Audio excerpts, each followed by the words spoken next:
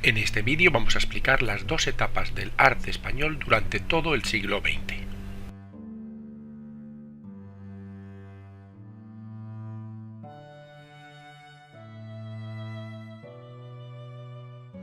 Y la primera fue la que ocurrió antes de la Guerra Civil. Vamos a verla. Se trata, sin lugar a dudas, de la edad de oro del arte español, donde muchos artistas estuvieron en contacto con las vanguardias de Francia y Alemania. A esta época pertenecen artistas españoles de renombre mundial, pero con la edad de oro tuvieron que exiliarse de España, interrumpiéndose precisamente esta época tan prolífica.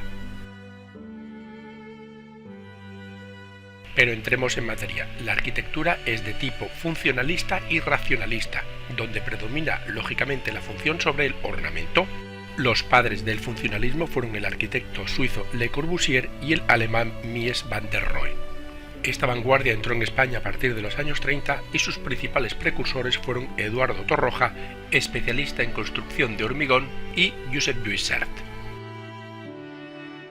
Y en estas imágenes podemos apreciar unos claros ejemplos de la arquitectura funcionalista y racionalista. Por lo que respecta a la escultura, esta está vinculada al movimiento cubista y se introdujo en España a principios de siglo. Sus precursores fueron Pablo Gargallo, que introdujo el vacío en sus composiciones construyendo figuras más cambiantes, y Julio González, que trabajó la figura humana abstracta sobre material de hierro. Y en estas imágenes podemos apreciar unos claros ejemplos de la escultura española a principios del siglo XX.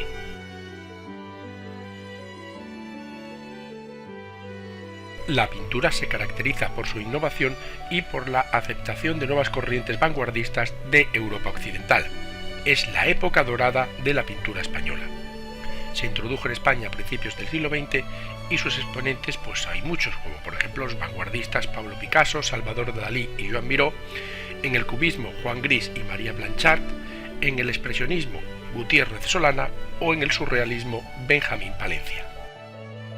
Y en estas imágenes podemos apreciar unos claros ejemplos de la pintura española de principios de siglo.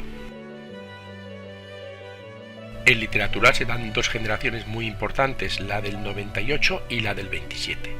La primera propone una renovación estética y una regeneración cultural, y los autores más destacados son Antonio Machado, Azorín, Pío Baroja, Ramón María del Valle Inclán o Miguel de Unamuno, mientras que los del 27 intentan modernizar la poesía española teniendo en cuenta la literatura del pasado, por lo que consiguen una interesante fusión de tradición y vanguardia, y sus exponentes son Federico García Lorca, Pedro Salinas, Gerardo Diego y Jorge Guillén.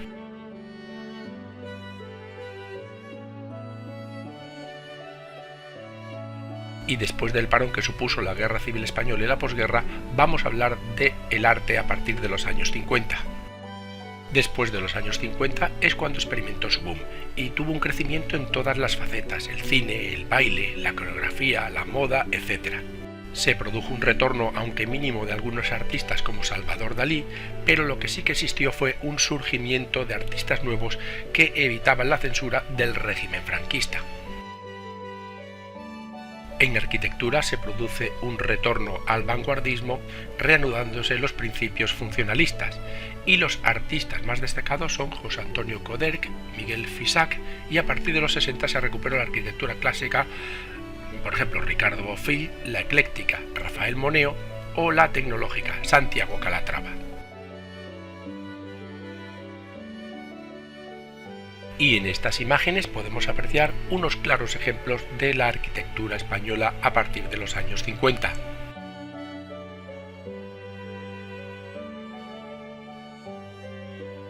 En escultura predomina la abstracción, destacando entre todas la escuela vasca. Sus principales exponentes son Jorge Oteiza, con la abstracción pura, o Eduardo Chillida, que trabajó diferentes materiales buscando la luz y la gravedad.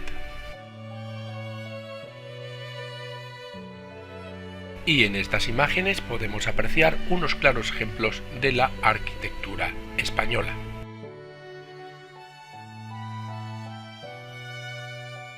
En pintura destacaríamos las escuelas.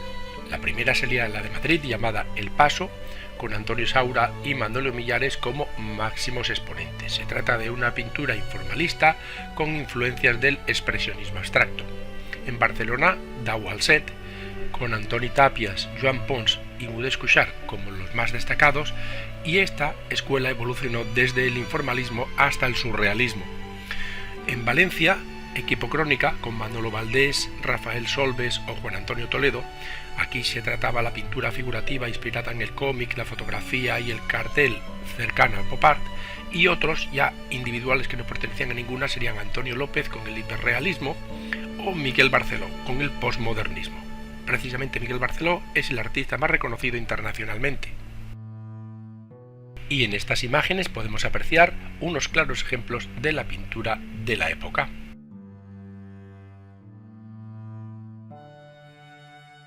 Y en literatura podemos distinguir dos subetapas, la posguerra y la libertad. La primera es realista y pesimista, poblada por personajes inadaptados que buscan una salida a su vacío existencial. Sus exponentes son Camilo José Cela, Carmen Laforet o Miguel Miura. Y en la actualidad tenemos a principios de los 70 los novísimos, pero ahora actualmente hay una gran diversidad de autores que tratan temas muy variados. Entre ellos destacaríamos a Arturo Pérez Reverte, Carlos Ruiz Zafón, Rosa Montero o Almudena Grandes. Y para finalizar hablaremos de otras manifestaciones artísticas como por ejemplo el cine, el cómic, el diseño, la fotografía o el baile.